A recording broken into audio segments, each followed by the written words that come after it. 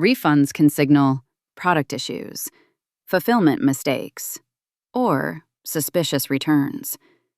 In Shopify Sidekick, ask for a flow that starts when a refund is created and emails your finance team. Sidekick builds the workflow for you. When it's ready, preview the draft. Refund created triggers an internal email with order, customer, amount note, and a link. Open the flow and review the 2 steps. The refund created trigger needs no configuration.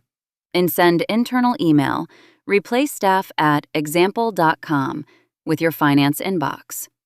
The subject uses the order number, and the message includes customer, refund amount, currency note, and an admin link. Add the workflow to your store, then turn it on. To test it, open a paid order and start a refund.